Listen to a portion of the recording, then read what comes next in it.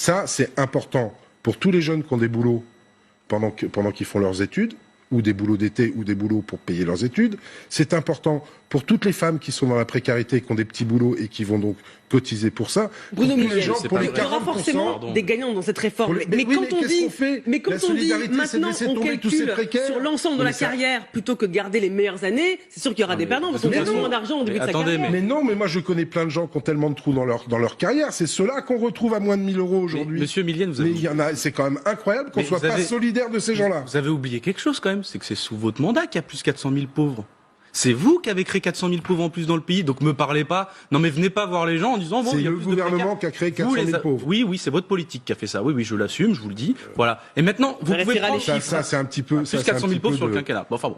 Mais vous pouvez prendre maintenant le problème dans le sens que vous voulez, Monsieur Millienne. Mais faut arrêter d'embrouiller les gens. Mais j'en brouille pas.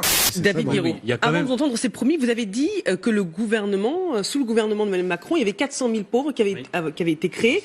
Christopher, qui vérifie tout ce qui s'est dit, vous dit si c'est vrai ou si c'est faux, parce qu'on fait du fact-checking en direct sur LCI. Je regrette de vous dire que malheureusement vous avez raison, c'est l'INSEE qui a publié son dernier rapport, c'est pas une bonne nouvelle, malheureusement. Qui observe la plus forte progression sous oui, malheureusement c'est sur le fond, c'est pas malheureusement il a raison. Évidemment, je précise sur le fond, une augmentation de 0,6 points depuis l'année dernière, en tout cas pour l'année 2018.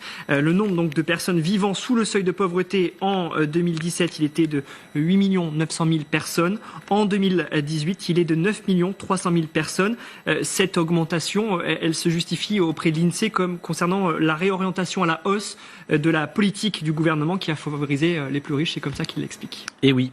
Bonsoir Jean-Paul Chapelle. Bonsoir Anne-Sophie. Hier soir, vous nous disiez que les 8% les plus pauvres n'avaient pas profité des mesures du pouvoir d'achat depuis le début du quinquennat. Aujourd'hui, vous nous dites que le nombre de pauvres a progressé. Oui, selon la dernière estimation de l'INSEE, le nombre de pauvres a atteint l'an dernier 9,3 millions en hausse par rapport à l'année précédente. C'était 8,9 millions en 2017. Résultat, la proportion de pauvres est passée de 14,1 à 14,7% de la population. On parle des personnes qui vivent avec moins de 1065 € par mois pour un célibataire sans enfant. Comment on explique cette hausse ? Alors, la principale explication, c'est la baisse des allocations logement pour les résidents des HLM. Alors certes, la baisse des loyers censés compenser n'est pas prise en compte par l'INSEE, mais quoi qu'il en soit, selon l'Institut de la statistique, eh bien, il y a quand même une augmentation de la pauvreté. Et en ce qui concerne l'écart entre les plus riches et les plus pauvres ?